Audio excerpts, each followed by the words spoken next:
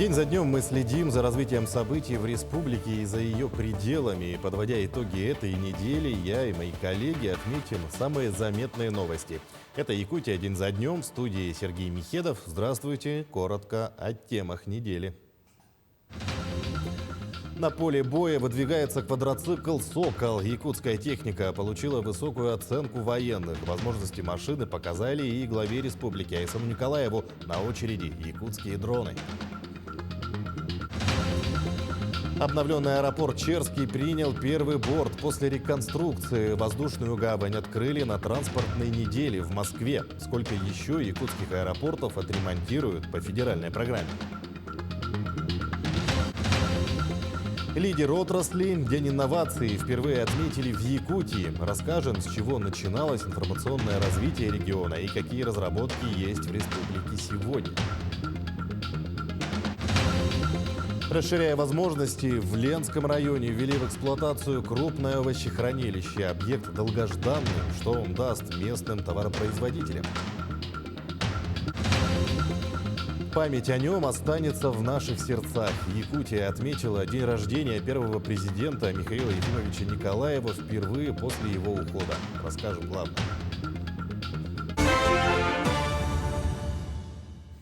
Якутские квадроциклы «Сокол» получили высокую оценку военных. Возможности машины на этой неделе продемонстрировали главе республики Айсену Николаеву во время занятий отдельной гвардейской бригады специального назначения ВДВ. Все подробности в материале Максима Кардозу с полигона в Подмосковье. На этих кадрах отработка штурма опорного пункта противника с применением FVP-дронов. Сначала огневой удар по врагу с беспилотника, потом в сражение вступают разведчики.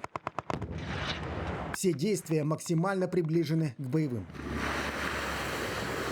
Вот на поле боя выдвигается квадроцикл «Сокол». Его главная задача – вывоз раненых. Давай, пошел! Но также на машины устанавливают различные орудия. Это минометы, гранатометы, противотанковые комплексы. В такой комплектации якутская разработка уже успешно применяется в реальных боевых действиях. Что позволяет поражать противника, не покидая техники. И когда позволяет нам местность, соответственно, мы это делаем еще все в движении. Для того, чтобы нам не останавливаться после нанесения огневого поражения противнику, мы сразу меняем огневую позицию. Техника себя зарекомендовала очень хорошо на переднем крае, потому что в условиях распутицы техника у нас, соответственно, проходит очень с хорошей проходимостью. Очень важно, это правильно, когда мы сами здесь выезжаем, разговариваем с командирами, разговариваем с военнослужащими, которые непосредственно принимают участие в специальной военной операции, понимаем, какие моменты надо нам учитывать в своей работе. Очень рад, что сегодня есть взаимодействие в республике с рядом воинских частей, в том числе по подготовке операторов беспилотных летательных аппаратов. Это отдельная бригада спецназначения ВДВ, самое боевое соединение в стране. Здесь особое внимание уделяется подготовке бойцов. Вот, например, класс операторов FVP-дронов. Разведчики учатся собирать беспилотники, управлять ими. Без этих машин сегодня уже сложно представить боевые действия. У нас готовятся пилоты как квадрокоптерного, так и самолетного типа. Наши пилоты сейчас очень успешно показывают себя на фронте. Да, очень успешно. Там и подбитые леопарды есть. И обучение у нас достаточно длительное. И операторы, которые у нас выходят, они очень высокого уровня, да, которые, соответственно, позволяют закрывать огромное количество задач. Также в ходе встречи стороны договорились о сотрудничестве в области производства дронов. Теперь военные специалисты смогут познакомиться с якутскими разработками и провести их оценку. Максим Кардозу, Дмитрий Зорин, Виктор Олесов, Москва. Главы всех районов республики держат на личном контроле снабжение своих бойцов через гуманитарные программы. Эту информацию проверил лично наш корреспондент Александр Хавренко непосредственно в зоне боевых действий. Например, глава Сунтарского УЛОСа неоднократно лично приезжал в зону проведения СВО, встречался с бойцами, передавал гуманитарный груз и личные посылки. Опорный пункт собирает пожелания бойцов, и исходя из этого УЛОСы формируют гуманитарные поставки. Во-первых, я хочу сказать слова благодарности руководству республики, опорному пункту, кто здесь работает на местах. Мы с ними работаем уже давно, связь постоянно держим. И вот когда мы сюда приезжаем, когда вот, общаясь с ними, обязательно они то, что они просят, мы стараемся привезти. И вот сегодня вот привезли для наших ребят вот то, что они просили. У нас есть такие мужественные ребята, которые на них можно равняться. Конечно, мы очень горды, что наши ребята, боевые ребята, не только наши герои, и все ребята, которые там работают, они мужественные, и мы ими всем гордимся. Якутские волонтеры тоже продолжают приезжать в Донецкую и Луганскую народные республики для оказания помощи и работы в опорных пунктах. К примеру, жительница Нерюнгри Татьяна Кириллова свой очередной отпуск решила провести в Луганском опорном пункте. В мужской коллектив женщина влилась легко и теперь каждый день балует работников пункта и солдат, которые приходят за посылками, вкусными домашними обедами и ужинами. Когда спецоперация началась и была мобилизация ребят, я была в отпуске, у меня сын добровольцем туда ушел, и мне моя приятельница звонит и говорит: поехали, поехали волонтерами. В тот момент я не могла, потому что у меня есть обязательства на работе перед коллегами прийти. Я сказала: следующий отпуск я беру и еду.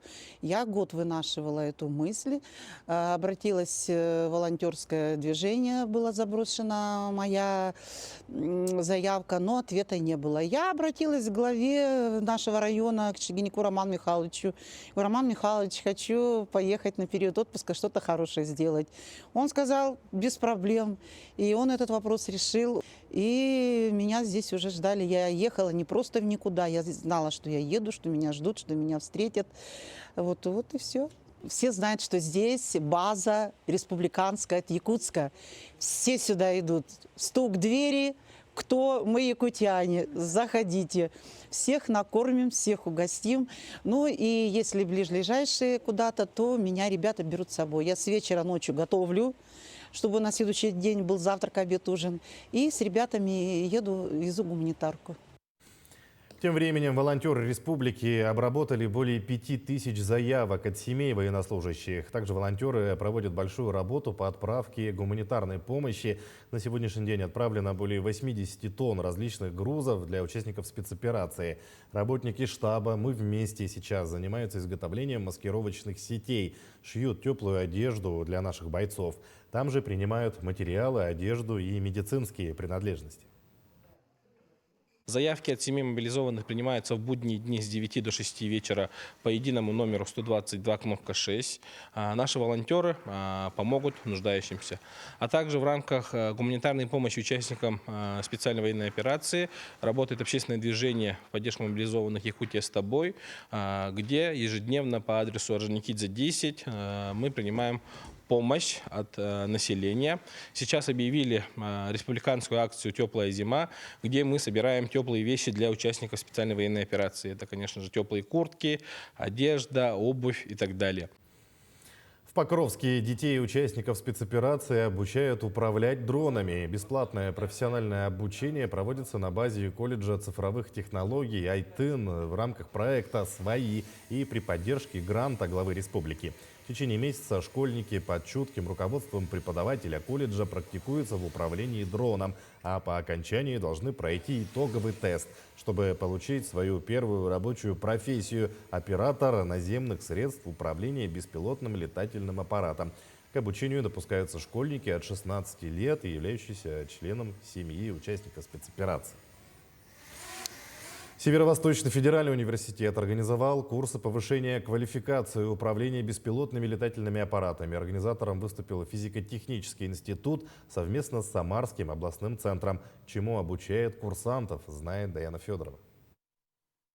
Первый набор обучения проходят 40 человек, в том числе школьники, студенты и взрослые. Курсы продолжительностью в 3 дня включают в себя онлайн-обучение, очные лекции, работу на симуляторах и запуск дронов.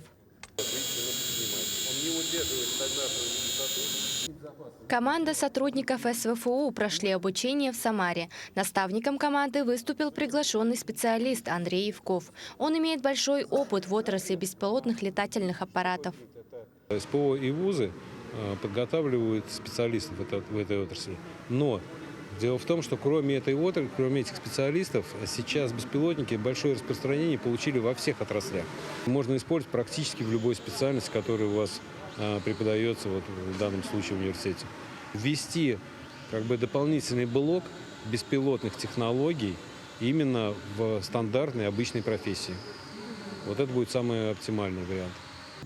Одним из курсантов повышения квалификации стал Иван Васильев. Он студент 4-го курса Института зарубежной филологии и регионоведения. О курсах узнал из мессенджера и решил записаться. Иван рассказал, что нового он узнал. Во-первых, это структура и, получается, конструкция именно самих беспилотников, дронов и так далее. Также немного о самолетах даже, я бы сказал. Ну и, конечно, аспекты использования беспилотных аппаратов. К примеру, пожаротушение, которое вот актуально в нашей республике. Доставка грузов, также военные аспекты, многое другое. На курсах используются действующие модели самоуправляемых аппаратов, это около 5 видов, а также специализированные компьютерные программы и тренажеры. В рамках программы проекта «Университет-360», программы стратегического лидерства «Приоритет-2030», Северо-Восточный федеральный университет подготовил сотрудников, операторов БПЛА и закупает необходимое оборудование. В дальнейшие планы университета входит организация курсов для населения. Кроме того, будет разработан модуль для включения в основные программы технических направлений и специальностей. На данный момент мы обсуждаем вопросы лицензирования и открытия программы бакалавриата и профессионалитета. Беспилотные летательные аппараты получили большое распространение в различных отраслях республики. Записаться на курсы можно через учебно-методический центр физико-технического института. Таяна Федорова, Георгий Григорьев, Якутск. В 39-й школе Якутска появились стенды, посвященные участникам Великой Отечественной войны и специальной военной операции. Проект под названием «Якутяне. Герои СВО» в школе реализуют с начала учебного года. На стендах размещены фотографии якутян, героев России, их биографии и справочная информация. Также на выставке представлены родители учащихся школы, которые являются участниками спецопераций. Кроме этого, имеется уголок, на котором подробно описана работа патриотического клуба школьников. Совместно с общественной организацией «Боевые шелкопряды Якутии» ребята плетут маскировочные сети, которые отправляют в зону боевых действий. Сегодня мы не только открываем военно-патриотические стенды, мы выражаем благодарность и признательность нашим землякам, нашим родителям, участникам специальной военной операции. Ну и, конечно, мы понимаем, что это мероприятие именно в первую очередь предназначено для наших ребят, для наших школьников, которые должны понимать, уважать, гордиться своей родиной, любить ее, ну и, конечно, вырасти достойными гражданами. Сейчас небольшая пауза. Очень скоро мы вернемся в эфир. Оставайтесь с нами.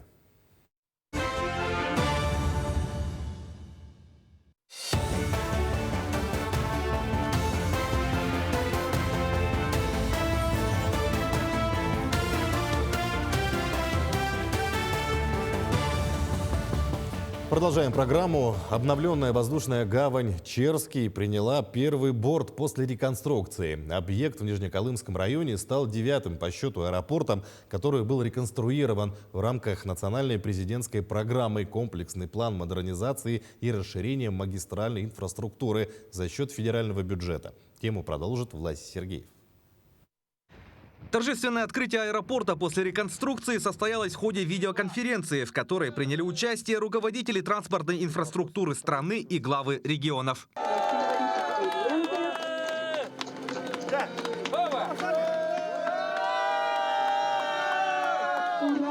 Очень важно строить малые аэропорты. Надо вообще в стране авиацию максимально развивать. Поэтому я, пользуясь случаем, хочу сказать огромное всем спасибо и руководителям регионов, и Якутскую, и Якутии. Я лично знаю, значит, Александр Сергеевич, он лично занимается всеми вопросами строительства. Спасибо всем, коллеги. Реконструкция аэропорта Черский началась в 2021 году. За это время была построена новая взлетно-посадочная полоса с искусственным покрытием длиной в 1630 метров. Помимо этого было установлено новое метеорологическое и светосигнальное оборудование. Старт работы данной воздушной гавани обеспечил Нижнеколымский район круглогодичным сообщением с Якутском. Взлетно-посадочная полоса дает возможность именно посадки новых самолетов, типов самолетов. И, естественно, она дает возможность экономического развития именно Нижнеколымского района. Она дает возможность перемещения, связанность наших территорий. Ведь наша территория очень огромная, арктическая. Ну, конечно, это большое для нас событие, потому что летать с пересадками вертолетом очень тяжело многим, и маленьким детям, и просто взрослым людям. Ну, надеюсь, что принесет больше рейсов, чаще будем летать, будет стабильнее. Ввиду того, что аэропорт находится в поводкоопасной зоне, при реконструкции этому моменту было уделено большое внимание. Действительно, тут у нас был подтопляемый участок, да, в связи с этим было принято, проектно-сметная документация была предусмотрено уплотнение и также поднятие уровня взлетно-посадочной полосы, и также у нас берегоукрепительные работы предусмотрены, и также еще патрульная дорога и ограждение предусмотрены в рамках реконструкции взлетно-посадочной полосы. Всего в комплексный план модернизации и расширения магистральной инфраструктуры включено 15 аэропортов. Черский стал 9-м по счету в этой программе. До конца текущего года планируется завершение реконструкции еще 2 объектов в Уснере и Нерюнгри. Власий Сергеев, Иван Сорокоумов, Черский, Нижнеколымский район, Якутск. Ленское объединенное речное пароходство на этой неделе официально завершило навигацию. Компания отмечает достижения, чествует экипажи, показавшие наиболее высокие результаты, и подводит итоги. Так, этот год для пароходства был насыщен памятными событиями. ЛОРП в 6-й раз завоевал высшую отраслевую награду России. Лидеры отрасли в номинации «Лучшая судоходная компания». Пароходству также удалось выполнить поставленную на текущий год задачу – перевести более 1,5 миллиона тонн грузов. Сегодня мы собрались здесь, чтобы отметить завершение навигации 2023 года. Это был период напряженной работы и, безусловно, как всегда, больших достижений и побед. Именно благодаря слаженной работе всего коллектива пароходству удалось выполнить поставленную в начале навигации цель – перевести более 1,5 миллиона тонн народно-хозяйственных грузов. Это значимый вклад в развитие нашего региона и экономики страны в целом. Работники Ленского объединенного речного пароходства с честью справились с трудной и очень нужной для республики задачей. И особенно символично, что в день завершения навигации открыли новое производственное здание Жатайского судоремонтного завода. Площадь объекта порядка 1300 квадратных метров. Здание разделено на 2 цеха, предназначенных для ремонта корпуса и двигателя судов. Введенный в строй объект увидел наш корреспондент. Новое здание включает в себя 2 цеха. В одном зале будут производить детали для корпуса судов как для ремонта имеющихся, так и для сборки новых кораблей. Второй зал предназначен для обслуживания и ремонта двигателей. Отапливаемые цеха оснащены современным оборудованием. Здание построено на свайном фундаменте. Металлический каркас утеплен сэндвич-панелями. Площадь объекта около 1300 квадратных метров. Сегодня цех уже запущен в работу. Нас подтолкнуло для этого переустройства у нас на заводе Жатайском. Это то, что мы объемы, то есть и цеха передали, значит, вновь строящуюся от федерального центра, с федеральным бюджетом и республикой, значит, Жатайской судоверфи.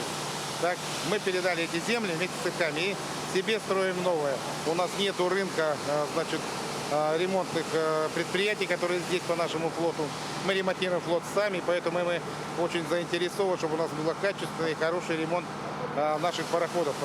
В прошлом году в эксплуатацию был введен первый ремонтно-механический цех судоремонтного завода. Стоит отметить, что ремонтных объектов такого уровня в республике не строилось уже много лет. Изготавливаем заготовительные операции для теплохода «Капитан Спиридонов» проекта 1754. Изготавливаются сейчас кницы для подкрепления корпуса. Все новое, все для специалистов делается, чтобы специалисты работали, у них было тепло, техника безопасности вся соблюдалась, снабжение. Это ускоряет, во-первых, и срок изготовления всех деталей, и срок сдачи. В следующем году планируется строительство третьего цеха. Это позволит проводить судоремонтные работы на еще более высоком уровне. То есть мы там будем устанавливать дополнительно плазменную резку, дополнительно карусельный аппарат, то есть для винтов еще более масштабные для ремонта винтов на наши большие теплоходы. Ежегодно в заводе планируют строить до 10 речных и морских судов. До 2036 года на производственной площадке собираются возвести около 130 речных судов и обслуживать имеющиеся плавсредства. Власий Сергеев, Марфирина Алексеева, Иван Сорокомов, Якутск. Ну а в Ленском районе запустили в эксплуатацию новое современное овощехранилище вместимостью до 8000 тонн овощей. Событие долгожданное для всех крестьянско-фермерских хозяйств.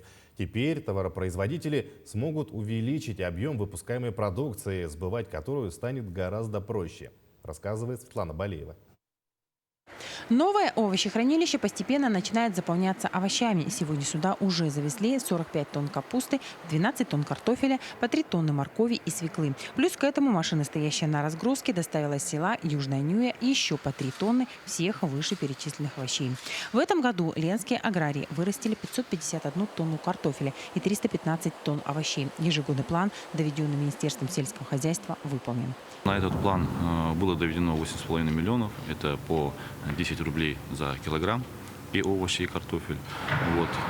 Далее мы защитились у депутатов райсовета администрации поставки субсидий 22 рубля софинансирование на эти же 10 рублей. Ну и итого получается у нас 32 рубля. Это минимальная ставка.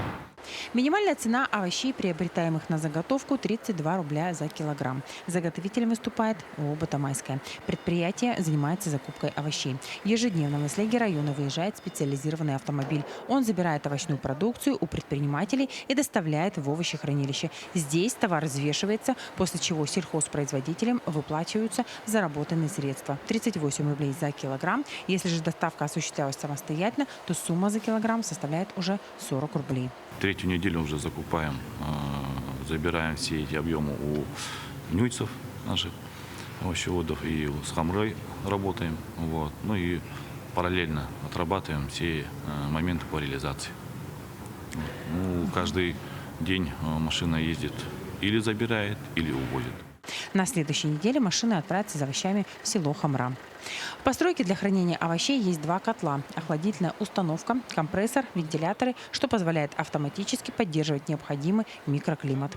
Проветриваемость, вентиляция и запуск нового воздуха, да, скажем, свежего, производится за счет климатической установки, которая у нас здесь работает. Она контролирует в автоматическом режиме все показатели, то есть это углекислый газ, который выделяют овощи, это температурные показатели, влажность и все остальное. То есть в нужный момент она сама понимает, когда нужно что сделать, открывает, закрывает клапана, включает обдуватели, обогреватели и так далее, и так далее.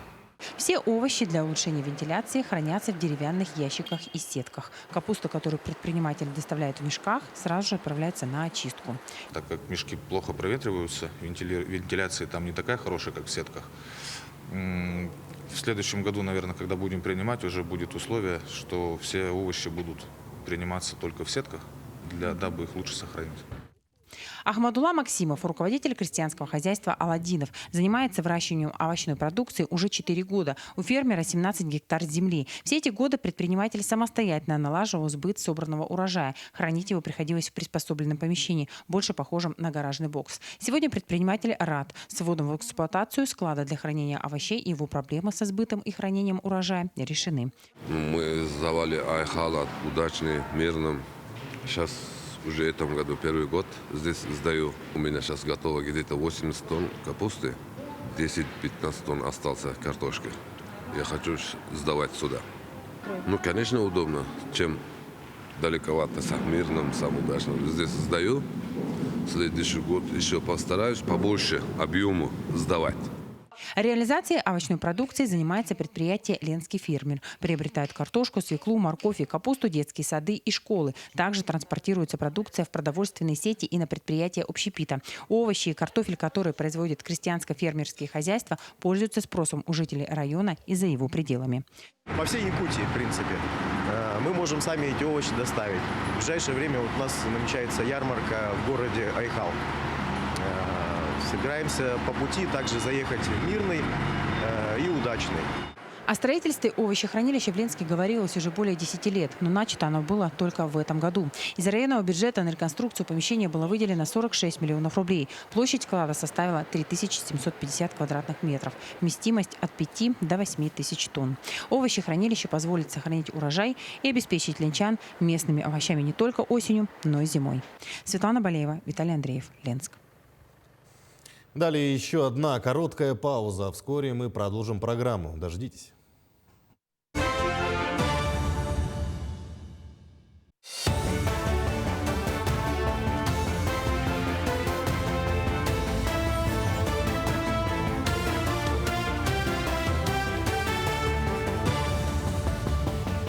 Идем далее. День инноваций отметила Якутия на уходящей неделе. Указ об учреждении праздника подписал глава республики в прошлом году. За последние несколько лет Якутия стала признанным флагманом в области инноваций как на Дальнем Востоке, так и в России в целом.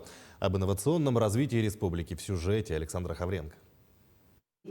Еще 10 лет назад никто не мог предположить, что Якутия из полностью сырьевой республики превратится в центр инноваций и антииндустрий не только на Дальнем Востоке, но и в России.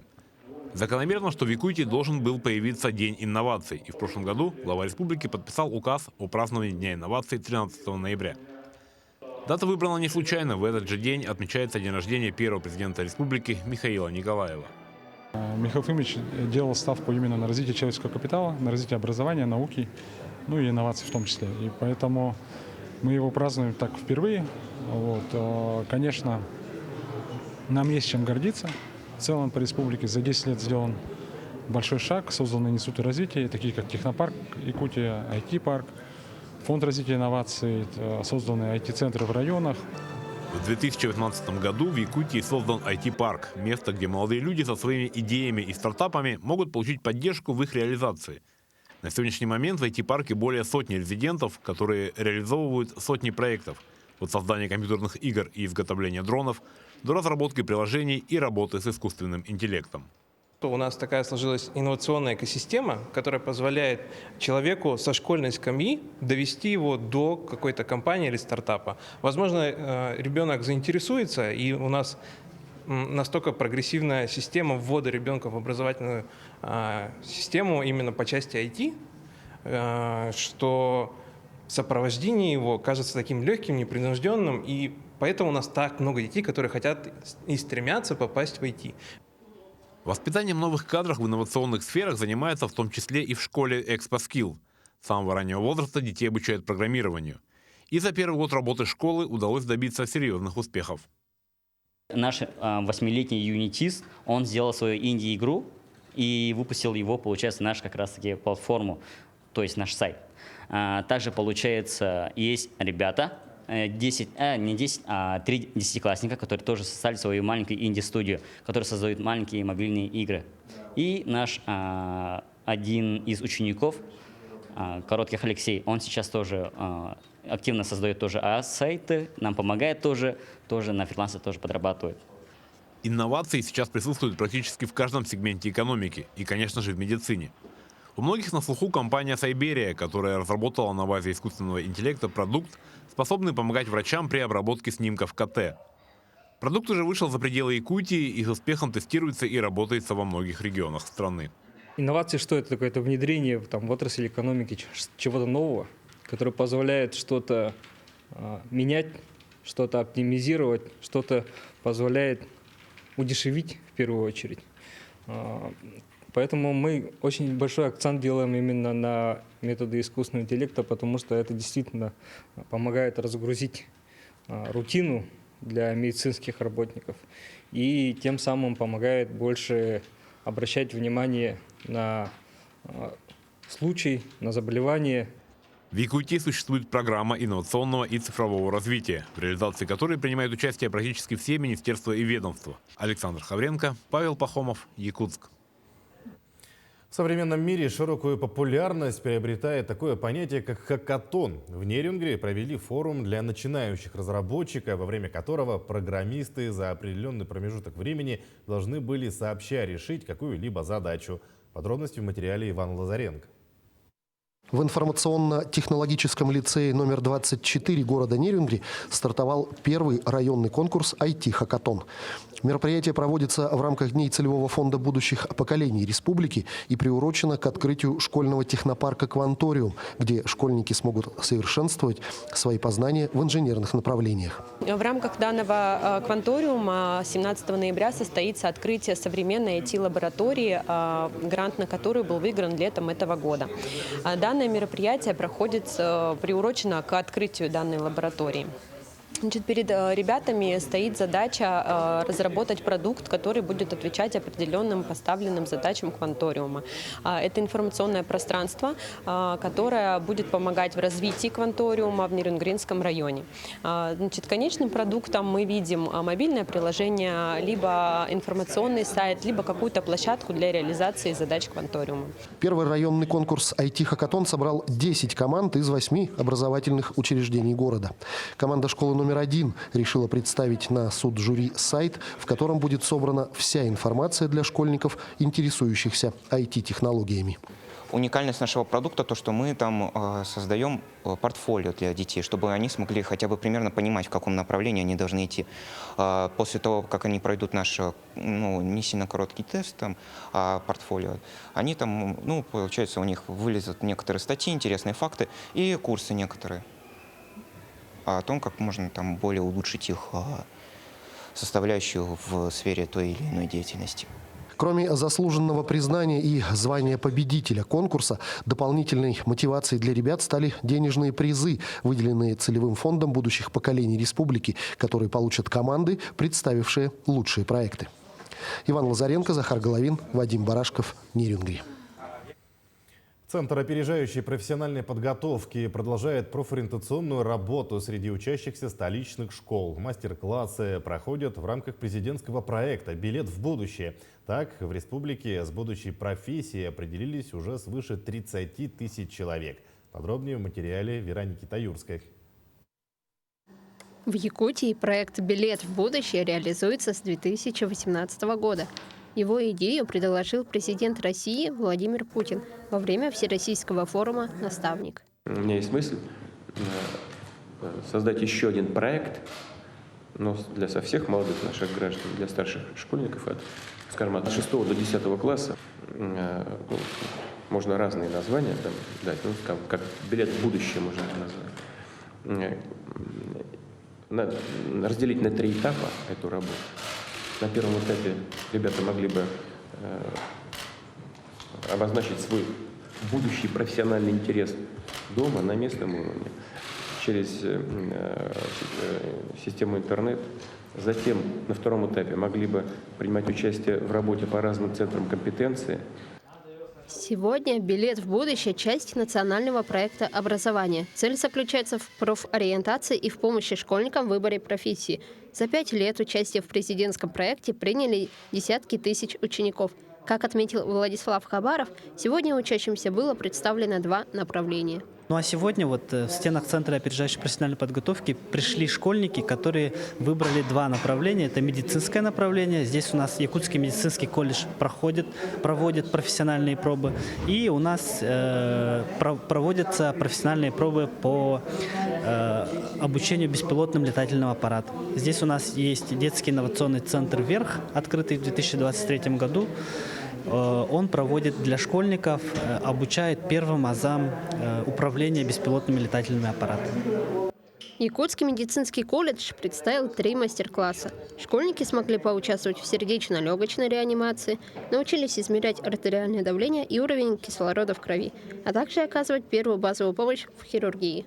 Вот эти пробы «Билет в будущее», они проводятся, всероссийский проект, поэтому они проводятся много лет, но мы уже к этому присоединились и участвуем уже 3-й год. В прошлом году впервые в республике проводился фестиваль профессиональной пробы, который проводился в музее всей истории моя. Мы там участвовали, проводили, там приезжали со всех концов республики школьники. Ну и вот эти пробы, которые мы проводим, билет будущее, для выбора будущей профессии очень важно. Поэтому вот школьникам очень интересно. Ну и, конечно же, большинство из них учатся в медицинских классах. После этого они очень многие поступают к нам и закончили, и до сих пор учатся. Поэтому с интересом проводятся вот эти профпробы. Также для участников проекта «Билет в будущее» провели мастер-класс по обучению управлению дронами. Профессиональные пробы состояли из 2 блоков. Теоретическая часть, где участники прослушали лекцию, и практическая, где школьники смогли сами попробовать управлять беспилотными летательными аппаратами. Профессиональную пробу мы проводим по профессии оператора беспилотных летательных аппаратов. Данная профессия, она является на данный момент очень востребованной и уже несколько лет входит в топ-50 востребованных профессий в России. Оператор беспилотных летательных аппаратов работает в разных сферах.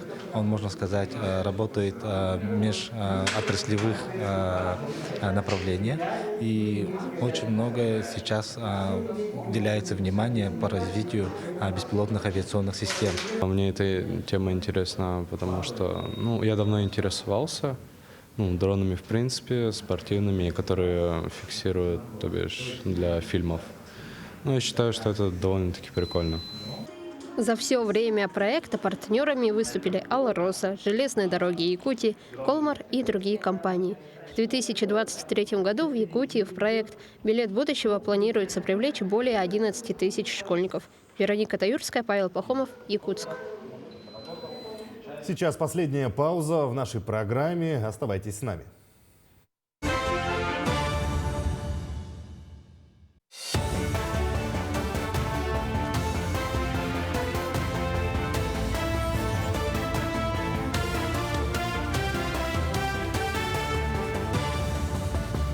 Продолжаем программу. Глава Айсан Николаев подписал указ об увековечении памяти первого президента республики. Документ подписан в канун дня рождения Михаила Николаева, который Якутия широко отмечала на этой неделе. В указ вошли предложения от органов власти, предприятий, ведомств, а также от якутян. Так учрежден почетный знак во славу и пользу республики. В Центральном округе Якутска установят памятник Михаилу Николаеву, а на малой родине в селе Актемцы построят мемориальный комплекс первого президента. Также учрежден кубок для награждения самого юного победителя международных спортивных игр «Дети Азии». Кроме того, будет снят фильм, изданный книги о Михаиле Ефимовиче Николаеве. Кроме того, торжественно открыт памятный кабинет в Национальном центре медицины. 30 июля 1993 года распоряжением Михаила Ефимовича была учреждена республиканская больница номер 1, ныне носящая его имя. Рабочее место создано совместными усилиями Национального центра медицины и Николаев-центра. Отмечено, что кабинет воссоздан по архивным фотографиям и хранит записи, внесенные первым президентом. В Национальном центре медицины, который носит имя Михаила Ефимовича Николаева, открыли мемориальный кабинет, музей Михаила Ефимовича Николаева. Здесь каждый посетитель, каждый сотрудник может соприкоснуться с живой историей и увидеть кабинет первого всенародного президента нашей республики. Он восстановлен из фотографий. Здесь хранятся его рукописи, книги, написанные им собственноручно, его ручка, записи его и те предметы, которые связаны с первым кабинетом Михаила Ефимовича. Театрализованное представление, Николаевский форум и концерт участников проекта «Музыка для всех». Хангаласцы широко отметили 86 лет со дня рождения своего прославленного земляка. Подробности расскажет Виолетта Засимова.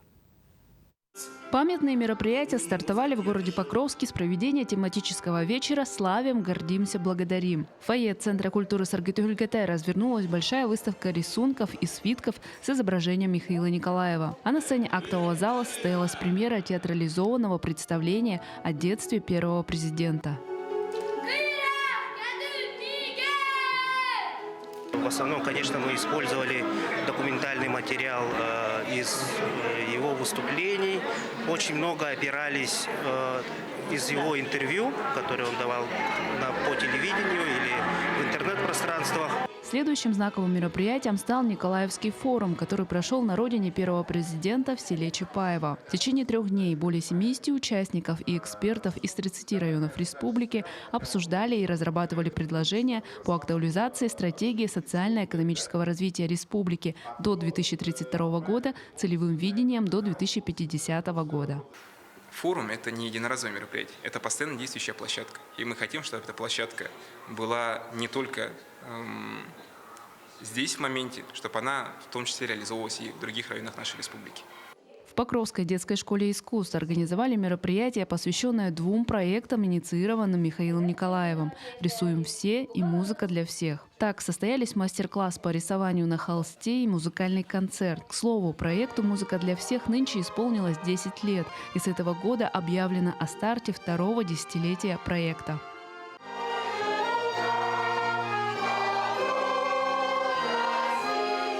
Дело в том, что Михаил Ефимович Николаев является в нашем Отечестве первым человеком, который понимал значимость музыкального развития именно в духовном развитии местного сообщества и подрастающего поколения. Поэтому он инициировал данный проект, и сейчас охвачено данным проектом 75% общеобразовательных школ и 98% детских образовательных учреждений, то есть детских садов. В этот день подобные памятные мероприятия прошли во всех населенных пунктах Улуса. Хангаласы всегда помнят и чтят своего выдающегося земляка. Виолетта Засимова, Федор Тарасов, Хангаласский Улус.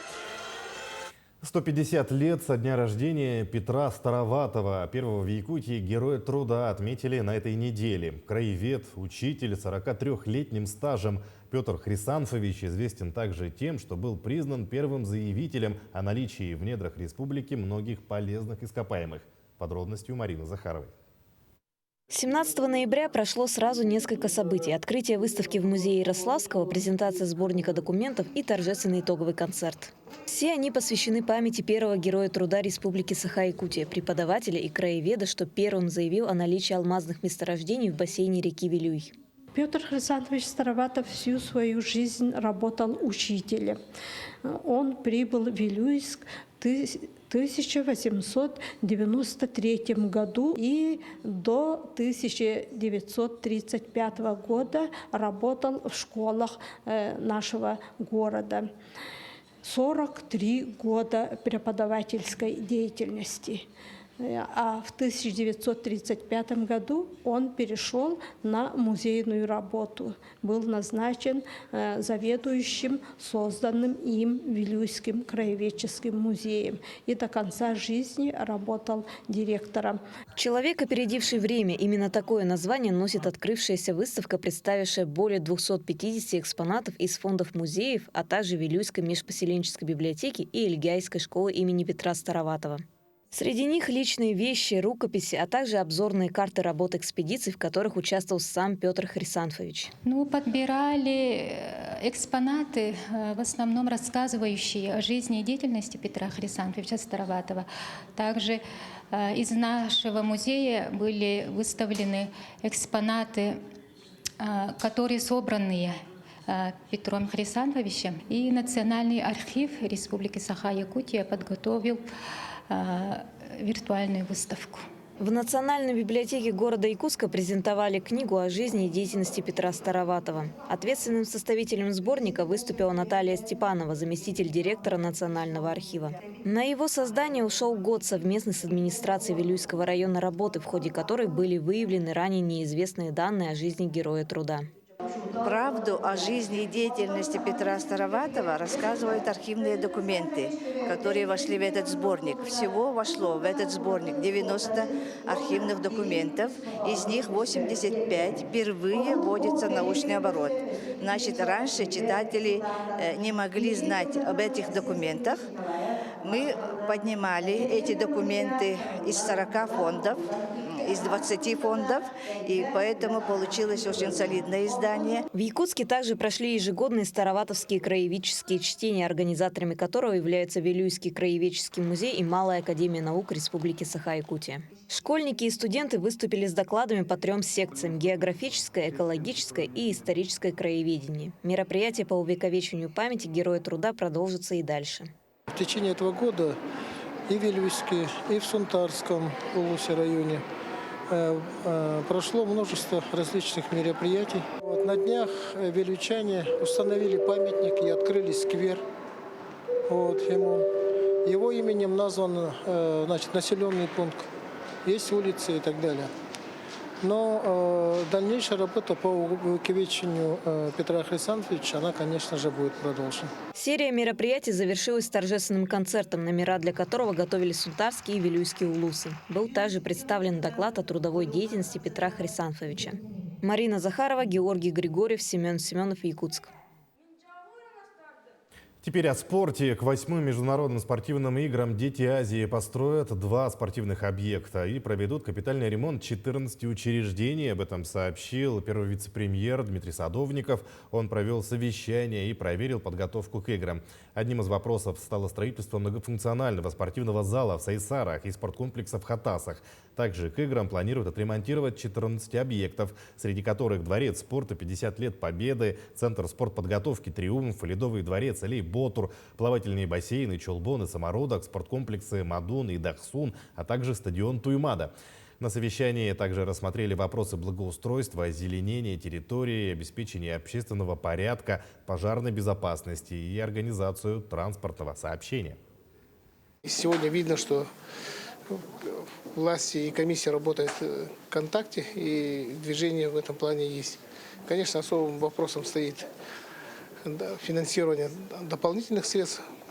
Над этим мы тоже озадачились. Заявка со стороны рабочих комиссий и со стороны окружной администрации уже поступила и находится в работе у финансового блока правительства. И я думаю, что по мере выполнения тех или иных мероприятий, с учетом экономии средств и проработки вопросов, цены вопроса, эти средства будут изысканы. И меня радует, что сегодня и окружная администрация, и рабочие комиссии настроены на рабочий лад и проведению на высшем уровне этих игр. К 8-м играм «Дети Азии» в Якутске не только строят спортивные объекты, вовсю к соревнованиям готовятся и спортсмены. Подробности тренировок у Даяны Федоровой. Для проведения соревнований планируется задействовать 16 спортивных объектов, в 11 из которых ведутся ремонтные работы. Также к играм строится многофункциональный спортивный зал в Сайсарском округе и скалодром на базе спорткомплекса «Дахсун». Но и это еще не все. Будут задействованы 23 объекта для размещения участников. Это наши гостиницы. Традиционно в кампусе Северо-Восточного федерального университета будет организована спортивная деревня, где будут размещены участники игр, волонтеры и судьи. Сейчас ведется активная работа по церемонии открытия и закрытия. Также будет открыт культурный парк на Комсомольской площади, где тоже будет очень многого, где раскроются традиции не только нашей республики Саха-Якутия, но и стран-участниц. В программу «Дети Азии» вошли 24 вида спорта. В том числе впервые предварительно включены показательные виды скалолазания и борьба на поясах, а лыж, заключающийся в единоборстве 2 подпоясанных борцов в стойке. В предстоящих играх Якутия имеет право выставить 2 сборные команды. В составе сборной Якутии всего 516 человек. Это не только спортсмены, но и тренеры и руководители сборной. Подготовка к международным играм идет с начала этого года. По приказу министра были назначены старшие и главные тренеры по видам спорта, 24 тренера. Ну и, соответственно, был утвержден план мероприятий подготовки сборной команды в течение года. Ну и наши спортсмены в этом году приняли участие в 80 учебно-тренировочных сборах. Это в общем на сегодня, да, и в Республике Саха-Якутия в летнее время 34 сбора провели. По итогам отбора в международные игры «Дети Азии» Николай Яковлев вошел в сборную по пулевой стрельбе. Этим видом спорта он занимается всего год, но уже является победителем и призером различных соревнований. Я участвовал в спартакиаде участников Республики Саха-Якутия, городских, занял 3 место. Покажите, пожалуйста, что же у вас за медаль и расскажите про нее, как вы ее получили. У нас были соревнования ДЮСШ-4, первенство Республики Саха-Якутия. Было очень трудно, было, как сказать, волнительно, но все-таки я поймал свой путь успеха и занял 1 место. И скажите, кем же вы хотите стать в будущем? В будущем я хочу стать по полевой стрельбе олимпийским чемпионом. Всего будет разыграно 224 комплекта медалей. Официальным символом 8-х международных спортивных игр «Дети Азии» стал мамонтенок по имени Мадун, что переводится как «сильный и мощный». А также впервые в истории у волонтерского корпуса появился свой талисман «Бурундук Саина», что переводится как «летнее». «Дети Азии» обещают стать самым масштабным событием в стране в 2024 году. Даяна Федорова, Иван Сорокаумов, Якутск. Такой стала уходящая неделя глазами наших корреспондентов. Вы смотрели итоговую программу «Якутия. День за днем». Мы продолжим следить за развитием событий в республике и за ее пределами. Но я с вами прощаюсь. Оставайтесь на нашем канале.